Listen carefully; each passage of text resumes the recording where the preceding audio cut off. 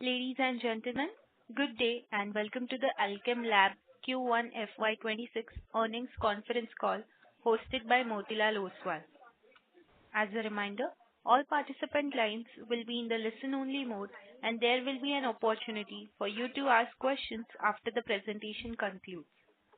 Should you need assistance during the conference call, please signal an operator by pressing star then zero on your touchtone phone. Please note that this conference is being recorded. I now hand the conference over to Tushar Manudhane from Motilal Oswal. Thank you, and over to you, sir. Thanks, Vishaka. Good evening and warm welcome for first quarter FY26 earnings call of Alkem Laboratories.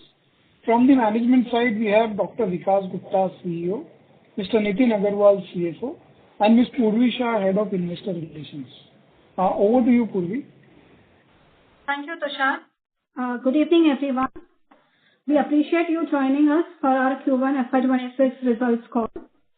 Earlier today, we've released our financial results, press release, and results presentation, all of which are available on our website and have also been filed with the stock exchanges.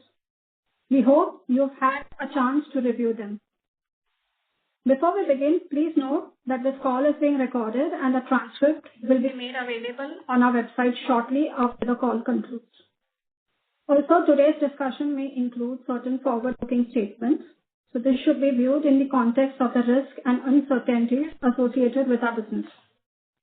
With that, I now hand over the call to our CEO, Dr. Vikas, for his opening remarks. Over to you, sir. Thank you, Purvi, and thank you, Tushar. Good evening, everyone, and thank you for joining us for our Q1 FY26 earnings call. Q1 FY26 marked a strong start to the year with healthy growth across both our domestic as well as international markets. Our performance was driven by strong top-line growth and an improved gross margin, which resulted in a better EBITDA profile. These results reflect the disciplined execution of our strategy, focused investments, and a deliberate pivot towards value-accretive products and markets with a sharper focus on EBITDA. We are strategically accelerating our focus on the non-US business segment by strengthening our presence in high-potential non-US markets as well, and capturing new opportunities that align with our long-term growth ambitions. I will now present the key highlights of Q1 performance.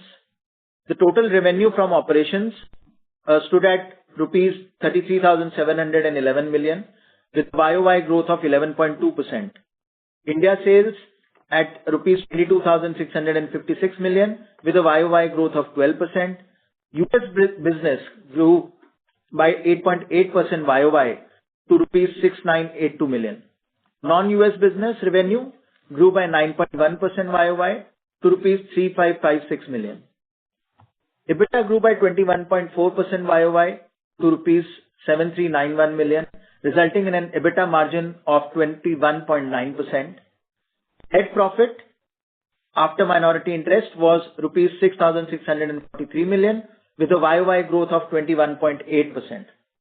R&D expenses for the quarter were rupees 1,184 million, that is 3.5% of total revenue from operations.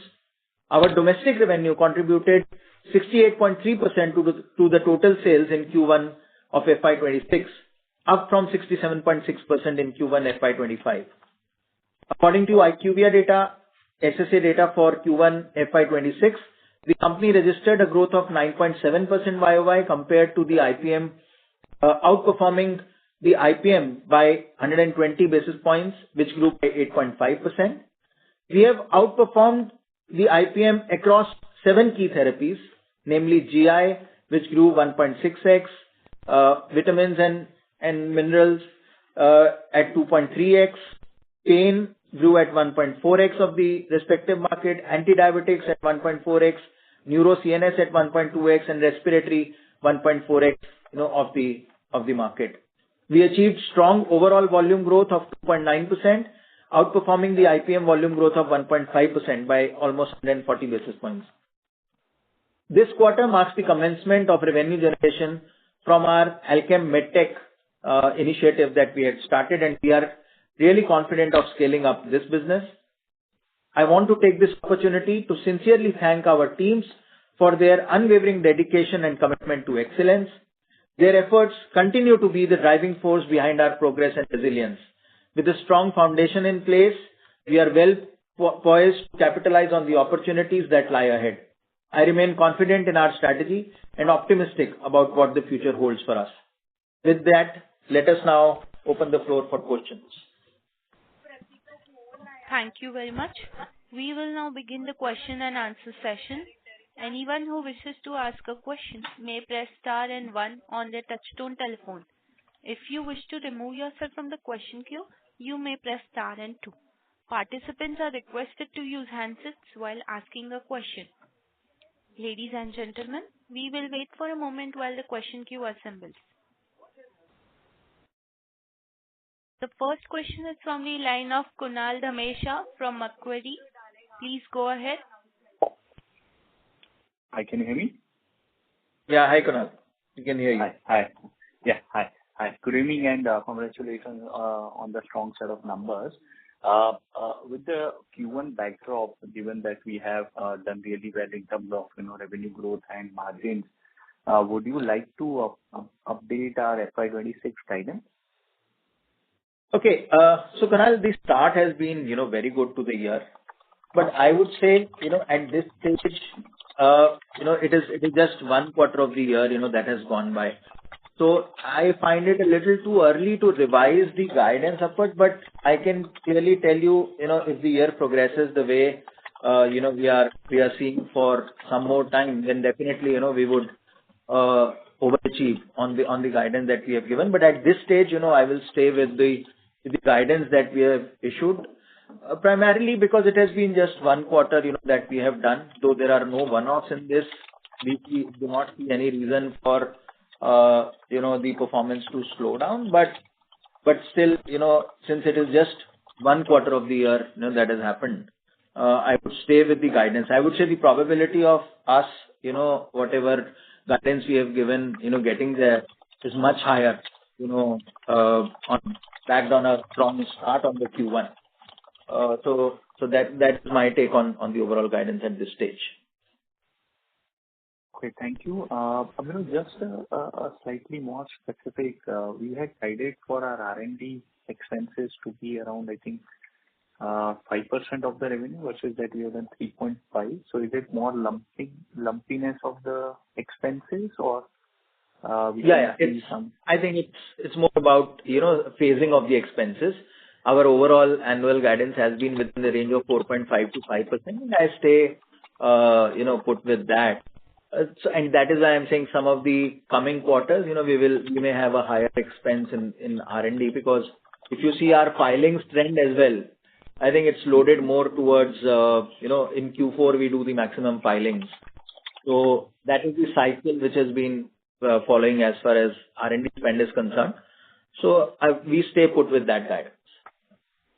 Sure. And last one from my side, is there any forex gain which has been offset against other expenses in this quarter?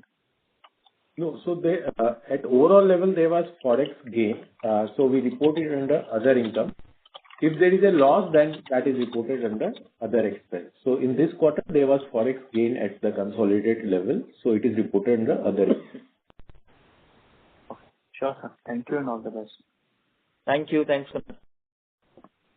Thank you. The next question is from the line of Amlan Jyoti Das from Nomura. Please go ahead. Yeah, hi sir. Am I audible? Yeah, you're on, please. Yes, sir. My question is regarding the India business. So I just wanted to understand what is the contribution from the new medtech business to your India revenues for this quarter? So see, medtech business we've just started. So our first quarter revenue is around 2.5 crores, which is very minimal. But we are pretty confident with the way we have started, that business. And in the initial months itself, the uptake has been, the response of customers has been quite positive. So we are bullish about, that strategy and hope to scale it in the coming quarters. But I mean, in terms of the overall contribution to the India business, it's way too small at this stage. Sir, is there any annual run rate that you see for this business in the coming quarters? Yeah. So we'll scale it up, quarter by quarter. I think we've already, Maybe FY 26, maybe we will achieve around 20 crores of revenue. yeah, which would mean that by the time we exit the year, the annual run rate, would be much higher. So, on an ARR basis, I think by the end of the year, we should be around 40-50 crores on an annual run rate basis. But yeah, I think that is what it is. Okay, sir. Maybe we'll see quarter by quarter how it goes. We are pretty bullish about the start that we have got in that business. Understood, sir. So it will be gradual ramp up by the year end. Yes. There is a bit of Yes. 40-50 crores. Okay. Yeah. Okay. And so my next question is regarding the other expenses. So it has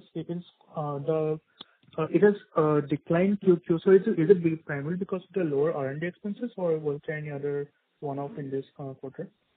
Right. It's mostly because of R&D expense, because in last year, quarter one, we had a clinical trial expense on denosumab for our US market, which was around 35 to 40 crores. So that clinical trial has got completed last year itself, and that's the reason that there is a lower R&D expense, which is reflected in lower other expenses as compared in terms of percentage of sales. Okay, sir. That answers my questions. Thank you. Sure. Thank you. Thank you. The next question is from the line of Siddhant Negandhi from CWC. Please go ahead. Sir, thanks for the opportunity and congrats on good set of numbers. Just wanted to understand on the India business, what was the growth in the branded formulations business versus the generics business? So, Siddharth, thanks for your compliments, but we've never given these kind of breakups earlier. If you look at IQVIA data, we are outperforming in our branded generic business. So that, I think, if that is any reflection of our growth, then IQVIA, we are reflecting a 9.7% growth, against a market growth of 8.5%. But what I can tell you is our majority business is, branded generic business only. If you look at the India business, the major part of our revenue is, from the branded generic business. And if overall business has grown strong, then, that has contributed to the overall growth of the, So, and therefore, would it be fair to say that primary secondary largely remains in line on an annualized basis? Of course. This has always been the case with the India business. You can never, if there are no such substantial new products which will lead to pipeline filling, for which there will be a gap in primary and secondary sales. So it has been a stable business which we are running for, good number of years. So I think this is all backed by the secondary. Sure. I was referring to more the recent part. Sure. So clear. And accordingly, one can get a sense on what the remainder of the growth would be. Thank you very much. That's the question. Thank you. Thank you. Thank you. The next question is from the line of Neha Manpuria from Bank of America. Please go ahead. Yeah, thanks for taking my question. My first question is on gross margins. Given that US revenue has picked up finally, we still see an improvement in gross margin, and I think the sense was that because US business was low, that was helping gross margins. What drove this gross margin improvement, if I was to look at the entire last year versus first quarter? And from a sustainable basis, what should be the margin that we should gross margin that we should look at for the full year? So, first of all, I think there was a positive impact on account of lower API prices, so which was around, say, 0.8 to 0.9%. And the mix has improved because our domestic contribution is higher if you look at the overall growth. So that whenever the domestic business will contribute more to the total sales, the gross margin will improve. There was negative impact on account of price drop in US. So we still see 3 to 4% price drop in US in quarter one also. So the growth, because in margins, because of better mix, has been offset by drop in prices in US market. In which case, should this gross margin level be broadly sustainable? I mean, obviously factoring in the seasonal change. Should should Alkem be able to maintain the 65% gross margins through the year? So we have given a guidance of around 64%. So we maintain our guidance of 64% because generally quarter one, quarter two, the contribution of domestic business is higher as compared to quarter three and quarter four. So at a full year basis, we still maintain a guidance of 64%. Okay, understood. My second question is on the medtech business. What is the roughly, the cost associated with this business? I just want to understand at what point does the medtech business positively start contributing to the EBITDA? So we are targeting medtech business to break even in FY28. So at full year basis for FY26, there can be the estimated, say, loss is around 40 to 50 crores. And for next year also, it will be in the same range because we'll be spending on marketing and also the operating leverage will take some time to get reflected in the numbers. But in FY28, we plan to break even in medtech. But for FY26, FY27, there may be losses of 40 to 50 crores for medtech. And just to add, these are newer businesses, Neha. So if they scale up faster, we may have a break even earlier. But at this stage, we are maintaining that guidance. I think we'll see how it goes. Here the focus is to scale up, the business rather than just looking at, percentage bottom line. Understood. My last question is, on the margins. While I understand there is, some phasing in R&D cost, usually our second and third quarter margins, Alkem second and third quarter margins tend to be much better than the first quarter margins. So even if I were to adjust the R&D spend, is there any other reason which keeps us, is sort of stopping us from increasing the margin guidance versus, flattish margins? Because historically, if I were to look at your numbers, second and third quarter tends to be much higher than the first quarter, hence the question. Yeah. So see, Q1 has been good for us. We are waiting for, let Q2 also, get over.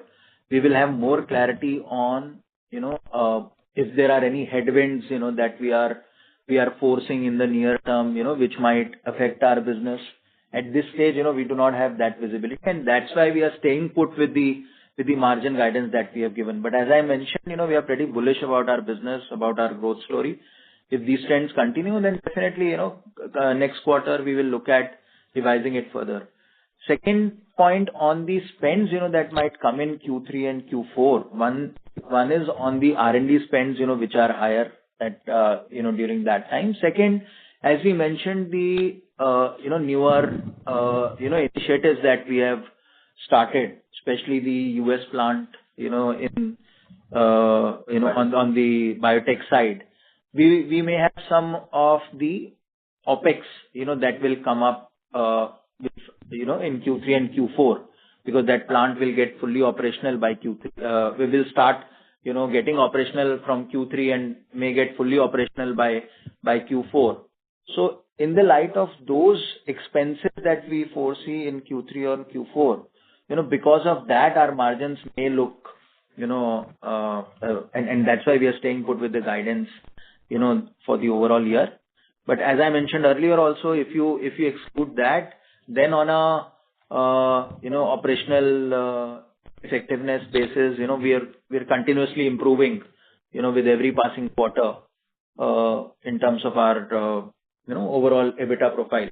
But it's because of these expenses that we foresee, may come in Q3 and Q4, that we are staying put, at least, and this is just Q1, so we are staying put with our guidance. That's it.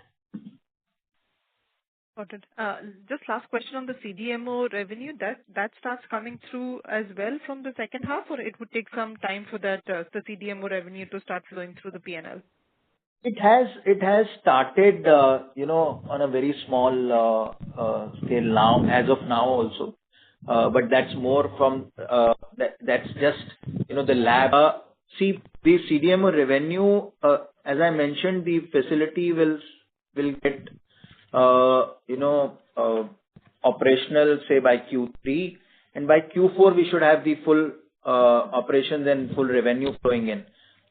We do get some marginal revenue even now, but that's a very small scale, lab work that happens on that side. But I think if you are looking at a full scale, how fully operational facility would contribute, that should be around Q4.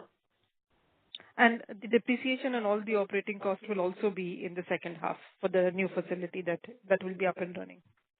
Right. So we still incur OpEx expenses, but most of the capitalization will happen in, say, beginning of second half. Got it. Thank you so much. Thank you. A reminder to the participants, please press star and 1 to ask a question. The next question is from the line of Chirag from DSP Mutual Fund. Please go ahead. Yes, sir. Thank you for the opportunity. So this higher R&D that you're talking about, this is, typically last 5-6 years, you've on an average done 500, 550 odd crores kind of R&D spend. Is there something higher that you are budgeting for? And what are they on account of that higher budget? So you are asking about the absolute cost of R&D or yes, in terms yes. of, yeah. So see, like I mentioned, we are also focusing on growing our non-US business. So there are a lot of filings that we are doing in the non-US markets as well. So and the kind of products that we are working on in our R&D. So I think it's a mix and sum total of all. Even in India, we have to do certain clinical trials on certain products that we are undertaking. So this is why on an overall absolute basis, the cost may be looking higher. But if you look at percentage wise, it will be still within 4.5 to 5% of our overall revenue. Understood. And the second question, sir, was on capital allocation. So just given we're sitting on 5,000 crores of cash, business today is fairly cyclical given the large acute business that we have. Fairly seasonal, I would say, not cyclical, but just given that we're sitting on cash and there is such a large white space in chronic, how do we solve for the seasonality of the business? Is this something actively on your mind? Just how are you thinking about reducing the seasonality of the business? And just given that we have this large opportunity or white space in chronic. So Chirag, I think there are two aspects to your question. One is on the seasonality, but we've been running this business since long, so I don't think seasonality bothers me more. I think the bigger opportunity is on the chronic side. And as I mentioned earlier, it's good to have cash reserve, and we are waiting for the right opportunity. As and when we see, we are pretty open to look at any acquisition target, more so in chronic space. If it comes to the table, we would definitely look at getting it at the right, of course, at the right price. So we are open to that. More than that, I would say there's no such opportunity that has come our way as yet. You would have seen in the last quarter, we had announced that in the derma space there was one opportunity, and we had capitalized on that.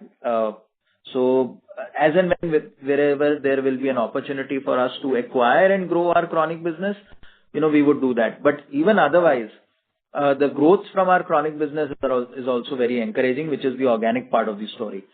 So organically, we are, even if you look at diabetes is the bigger segment, neurology is another big segment that we are in, chronic respiratory is another segment that we are in, dermatology. If you look at all these segments, we are growing much faster than the market, and internal growths are encouraging. While we continue that journey organically, we are open to any asset that might come for on the chronic side, especially to acquire. Understood. Sir, is there a ticket size in your mind or a size of business in your mind, which is an easy one for you, or just how should just what are your thoughts around? Because there can be multiple things that you might have looked at, but is there a ticket size in your mind or a size of business in your mind that that As makes of sense now, for you or is ideal? no, I don't think we are limiting ourselves to, ticket size more to say. We have good amount of cash on the balance sheet, and if there is a need to leverage, provided we feel that we can add, we can create value, both strategically as well as in terms of, the financials, to our overall business. I don't think, the ticket size would be a limiting factor for us. So we are not, rather than looking at ticket size, I think the way we look at any opportunity that comes our way is what value, we can add to that business. How can that business grow in our hands strategically? Is it of importance, to us? I think those are the bigger, evaluation points rather than just the ticket size. Understood. And just the last question, sir, if I may. If you look at the full year of FY26, and would you say that what would be the India contribution to the overall EBITDA for the business? While there is a sales number that we have, but what is the EBITDA contribution of the India business for you in the overall mix? EBITDA contribution from India business, you mean? Yes, sir. I don't think we give country level, EBITDA breakup.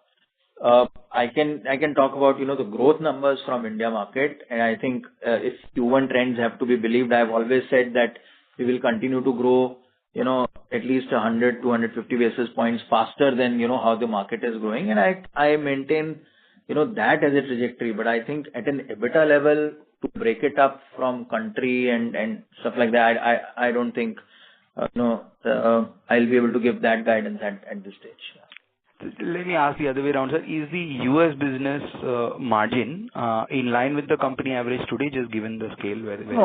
No. It is lesser. We all know US markets has, its own pricing pressure. So US margins are lesser than, the company average.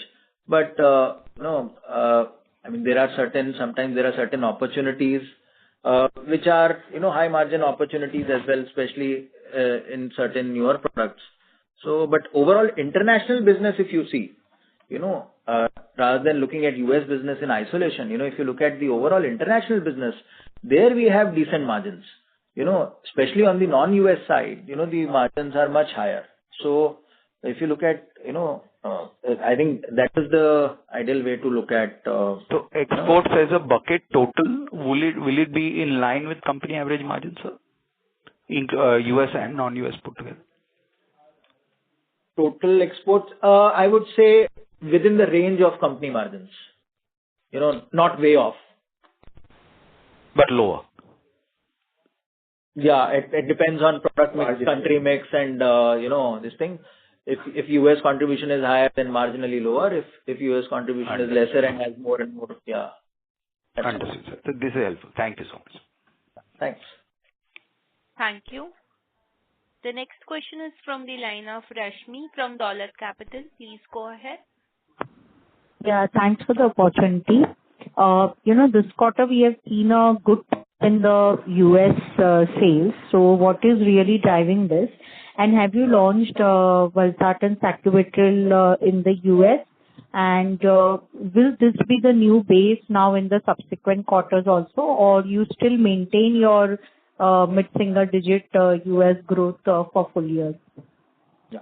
So, Rashmi, I think 2-3 points that you had asked. On the sacubitril valsartan, we have launched.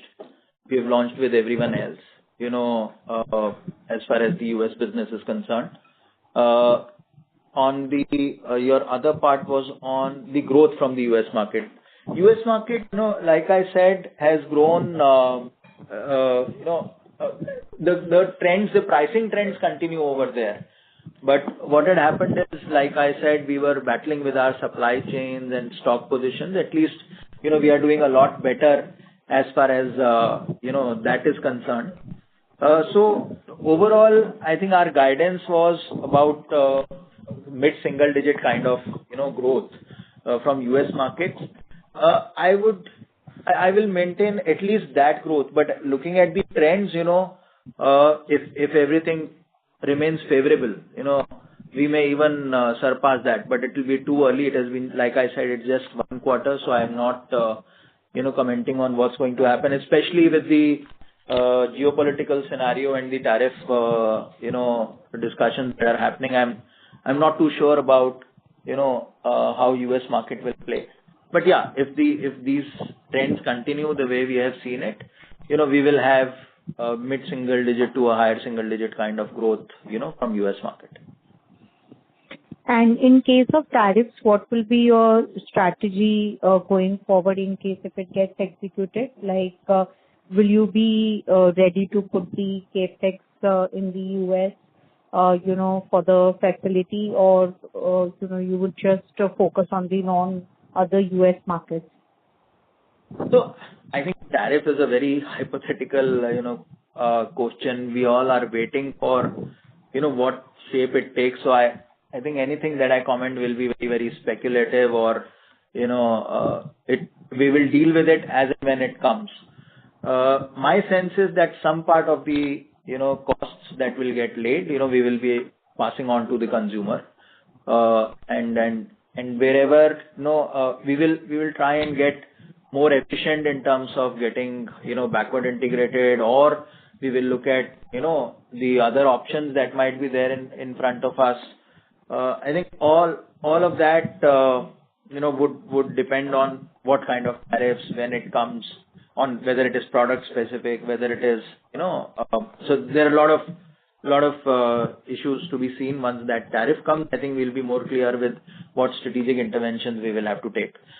Irrespective, our focus on non-US business has gone up. Irrespective of that, our intent to grow the non-US business, remains very strong, and we have started that work. Even in our overall growth, it is helping us. We are filing in a lot more products, in the non-US markets than we were doing in the past. So I think our focus on non-US markets, would continue strong, irrespective of whether tariffs come or they don't come. Okay. And one more question on India business. Given the base was low in your second quarter and third quarter also, because last year the season did not pick up, and this year we are seeing a good recovery. So is it fair to assume that, probably for the full year, we would be able to do at least 11 to 12% growth, assuming that the overall IPM growth would be in the range of 8 to 9%? See, I just answered. I think if the IPM growth remains within 8 to 9%, we will be surpassing the IPM growth by at least 100 to 150 basis points. So for us to grow at 11 to 12%, maybe I'll expect the market to grow at 10 to 10.5% kind of growth. But yes, more than a percentage here or there, I would say our focus on India business is stronger than ever. If it takes to, put more investments in India business behind opportunities where we can grow continuously, we have been looking at that, evaluating that, doing that. And I think, India business is our core. India business is something, which we do very well. So I think our focus over there is not, deviating. So that will be our core highest focus, which we will continue, in times to come as well. So you mean 100 to 150 basis point, right? Yeah. Higher than the IPM. Higher than the IPM. Okay. Thank you. That's it from me. Sure. Thank you. Thank you. The next question is from the line of Kunal Dhamesha from Macquarie. Please go ahead. Hi, thank you for the opportunity again. Few quick clarification. The US price erosion of 3 to 4%, is it on a year-on-year basis or a QOQ basis? YOY basis. Right. Okay. And was there any contribution from Adroit in this quarter? Yeah. So see, Adroit has been a small company, so there was around 15 crores overall revenue, that we recorded from Adroit, which is in line with, our plan when we had acquired that company. Sure. And that's largely domestic play. And it got closed in quarter one only or quarter four? We completed the acquisition in quarter one, mid of April, somewhere around mid of April. Sure. And what would be a CapEx outlook for FY26 and 7? Around 750 crores. This is what we have said before also. 750 crores for FY26 or both the... Is it just for FY26? FY26, yes. Okay, sure.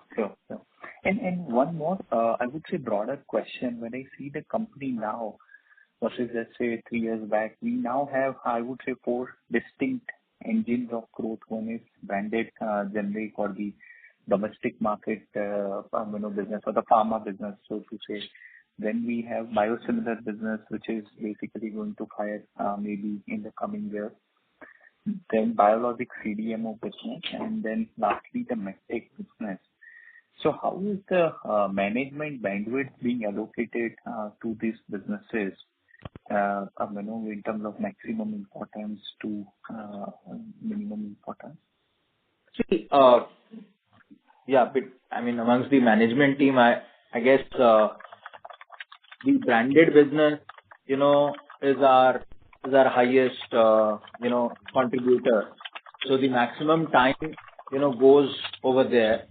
Sorry to interrupt you, sir. Mr. Kunal, may I request you to mute yourself while the management is speaking, because there is some voice coming from your line. Yeah, definitely. Thank you.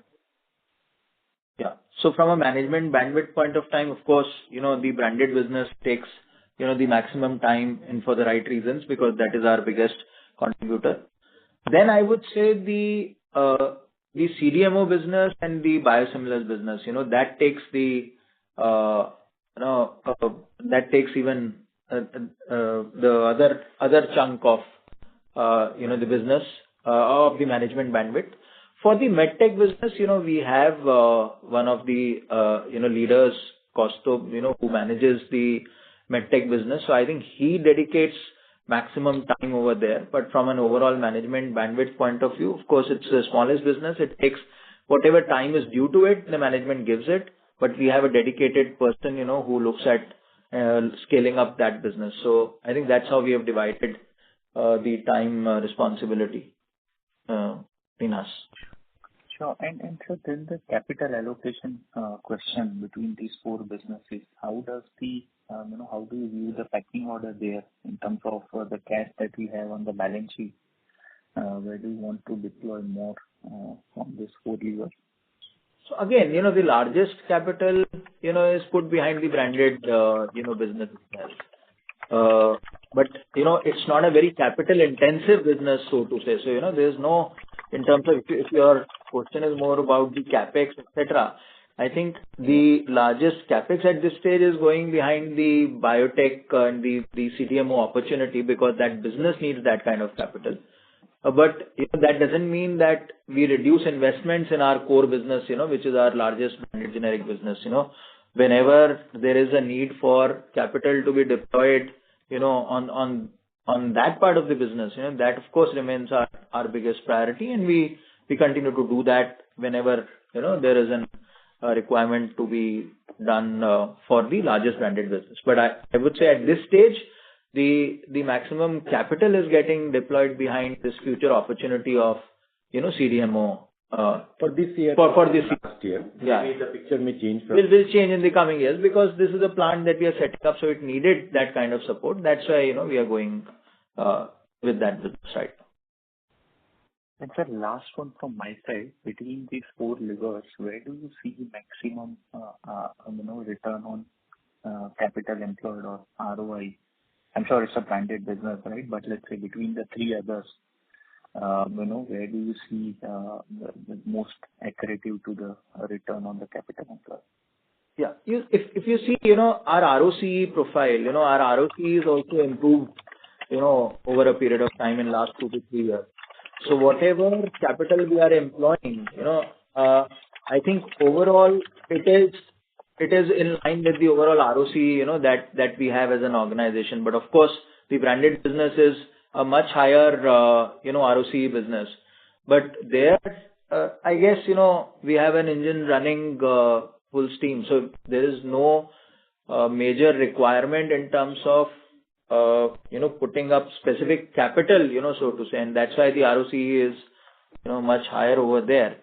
So I think all the other areas wherever we are putting up capital, we have the ROCE expectation in line with whatever we do, from whatever we have at a corporate level. So I think it is in line with that. That's how I'll put it. Sure, sir. Thank you and all the best. Yeah, thank you. Thank you. The next question is from the line of Rahul Jivani from IIFL Securities Limited. Thank you. Please go ahead.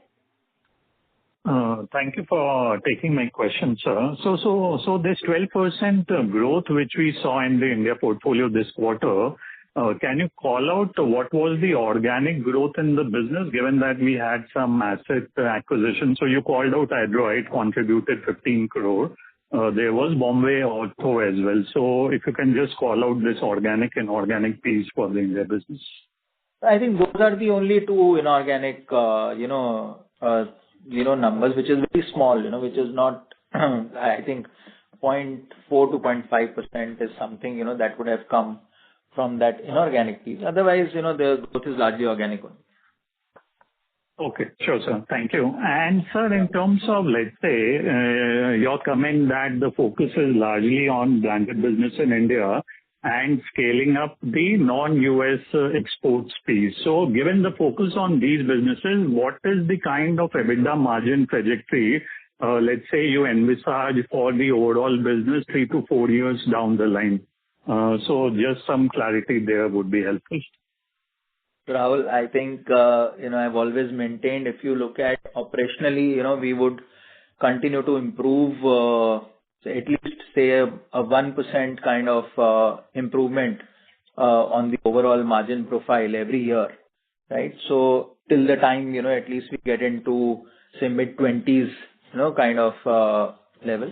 And so far, we are on track, with that aspiration. So I think you can do your, you can run your numbers on the basis of this assumption.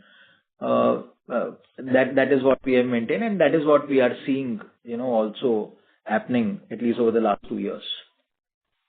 Sure, sir. And this 100 basis point kind of an annual margin expansion, this should continue despite, let's say, whatever initiatives we take in some of these newer businesses like the CDMO or the MedTech business.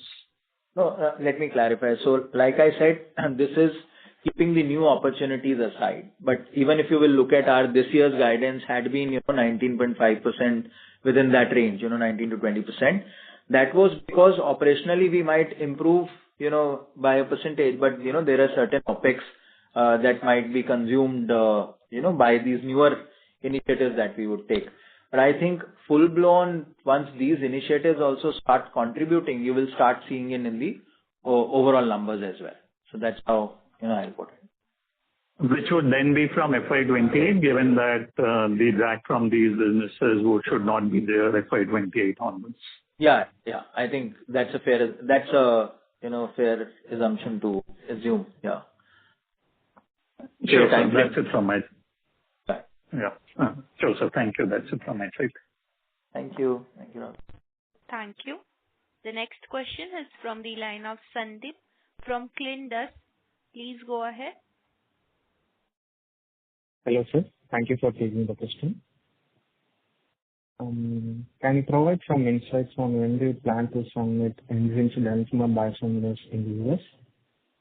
Sorry, Sandeep, your voice is not clear. Can you repeat, please, the question? Can you provide some insights on when do you plan to submit enzymes denosumab biosimilars in the US? So we have already filed the BLA, in US, as far as denosumab is concerned. The expected time frame is somewhere middle of next year, when we are expecting the approval, provided, the regulatory, pathway is complied. So we will be looking at commercializing it, subsequent to that. The patent expiry is around May 26. So we should I mean, in that range, but depending on the litigation, outcomes, that the innovator has with other players. So I think we should be commercializing basis that whenever that opportunity, opens up. Thank you, sir. Thank you, sir. Thank you. The next question is from the line of Gaurav from Antique Stock Broking. Please go ahead. Yeah, hi. Thank you, and good evening. The sequential improvement in the U.S. business that we saw this quarter, does that have any benefit of sacubitril/valsartan? No, sacubitril/valsartan got launched in the month of July, towards the last part of July. So that you will see in Q2. So this is improvement in base business or some other new launches that happened in Q1 then? So this is a blend of the base business, some new launches, as well as some of a small portion from CDMO revenue as well. And this would see a bump up with the new launch in Q2 as well. Would that be? Yes, we should be, so we should see the sacubitril/valsartan revenue getting recognized in Q2, which should add overall. But of course there is, in US business, you keep losing contracts, you keep getting contracts. So I think in base business, whatever trends are continuing of erosion, that may continue, but there are some new products that may get added.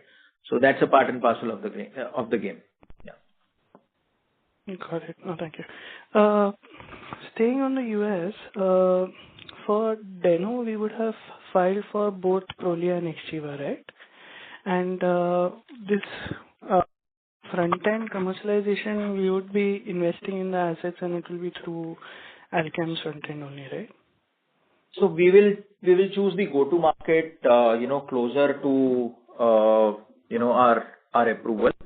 Once we have that approval, we are evaluating, is it better to go on our own or should we find a right partner? But I think we'll update you closer to the marketing. But we would have filed for both the ortho indication as well as the onco. We will just get back on this specific, just Purvi will, revert to you on that. Sure, sir. Thank you. Just on the staff cost this quarter, we saw almost a 15% year-on-year increase. Would this be the new base or is there any one-offs here? Would it be just annual hikes, team expansion? Could you shed some light on this? Yeah, it's a function of, one, the annual increments that we have to give. Second, since the performance in India business is also very good, there is a higher incentive payout, that is there. So if rather than looking at just percentage growth, if you look at the percentage to revenue, I think that is fairly, I would say, similar to what it was, in the previous years. So in a good quarter, there is a higher incentive payouts, to the team, so that adds to the overall, increase in the manpower cost. Overall, the manpower growth which you saw in quarter one, so in balanced quarter, there will be lower growth as compared to quarter one. Got it, sir. That's helpful. Thank you and all the best. Thank you. Participants, to ask a question, please press star and 1. The next question is from the line of Tushar Manudhane from Motilal Oswal. Please go ahead. So just one question with respect to the additional operational cost with respect to the CDMO facility probably which would come up Q4 onwards, but what quantum should be considered? So around, on an average, once the facility will be up and running, you can, the estimate is around 50 crores per quarter in INR terms for the US CDMO facility. And for medtech business, sir, how much is the OpEx probably in this quarter or subsequently, how much to sort of stabilize it? So, once it will stabilize, the OpEx will be in the range of, you can say, per quarter, it will be around, say, 25 to 30 crores. And what would trigger, additional OpEx for both the segments, actually? Sorry, I didn't get the last one. Is your question, would we need more OpEx, in times to come? No, I don't think, of course, as the business grows, we'll need it, but let's say for the foreseeable future, for next 2 to 3 years, So when I say 50 crores for engine CDMO facility and say 25 crores for our medtech, this is considering 100% utilization of our current capacity, which we have built for both these facilities. Understood. This is per quarter, just to be... Yes. Got it. That's it from my side. Thank you. The next question is from the line of Gagan Thareja from ASK Investment Managers. Please go ahead. Yeah, good evening. I hope I'm audible, sir. Yes. Yeah, you are. Yes, please. Okay. So the first question is, if one splits your domestic sales in NLEM and non-NLEM buckets, given that the WPI-linked price increase in NLEM was around 1.8% this year, is it a reasonable inference that the non-NLEM piece would have grown by 15% plus? I do not have the data handy. You can, check it from the IQVIA data, but we have never given product level or segment specific, this thing. What I can tell you is our NLEM percentage, the portfolio that we have is around 30%, right? So, and there is volume growth, price growth is just one piece. Even if you look at the volume growth, we are growing much faster in terms of volumes, even on this portfolio as compared to market. So, I think that's the way, we look at. But if you do the math and take a 5% increase on the NLEM piece, which is a third of your portfolio, arithmetically the balance of your portfolio should grow by 15% to but give from you. From where did you get this 5% number? I'm saying 1.8% WPI, the rest comes from volume, is what I'm basically assuming. No, so volume growth is pretty, product specific and this thing. So I think, I do not know what we are trying to get at, but I'm sure, of course, the non-NLEM portfolio in general, even in the market, is seeing a higher growth. So similar trends, we would have internally. Okay, all right. Yeah. And is it possible to give some idea of how the engine revenues and profits would have worked for the first quarter year-on-year basis? So in first quarter, at total level, the engine revenue was around 90 crores. This is including CDMO business in US. And EBITDA, I think first quarter was including both the units, the Pune units and the US unit. So there was a break even, including both the units. And what would the corresponding figures for last year have been? Last year, we need to check. We will revert to you on this. We will revert to you on this in the last year. Okay. All right. And what would the effective tax rate for the year be? And going ahead, how would it evolve? So full year will be in the same range as you saw in quarter one. So there will not be any material change. So I think in the beginning of the year, we have given a guidance of 13 to 15%. So we maintain our guidance of 13 to 15% of tax rate. All right. And final one from my side, sir. You mentioned that the base business operating margins will improve by 100 basis point annually. And it'll obviously to a certain extent be offset by the OpEx from the new businesses. But on balance, that would still lead to a certain amount of operating margin improvement till the time the base business breaks even.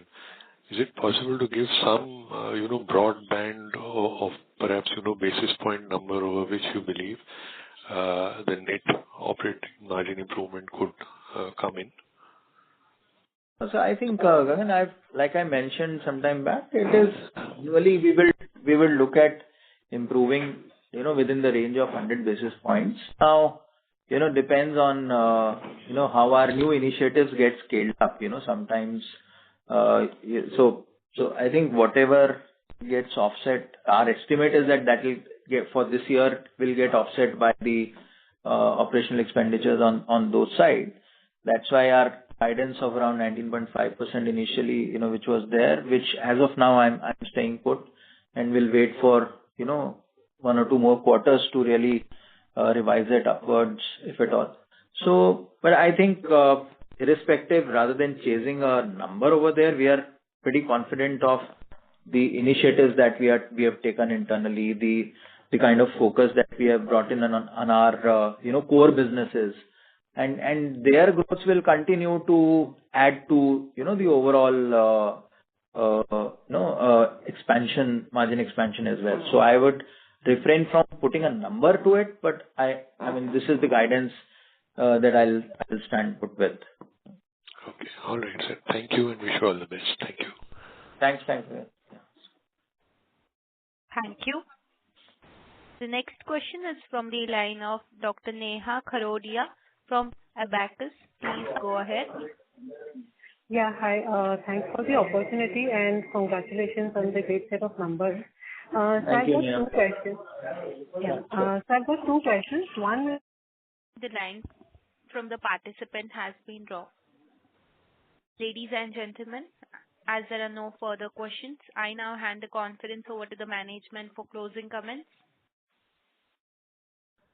So thank you all for joining today's call and your questions and the engagement. If you have any follow-up queries or need any clarification, please feel free to reach out to us directly. So thank you once again.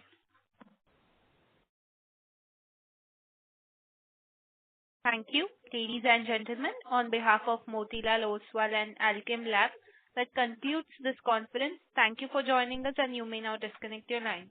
If you found this video helpful, please like, share and subscribe to Concall India for latest upcoming Concall.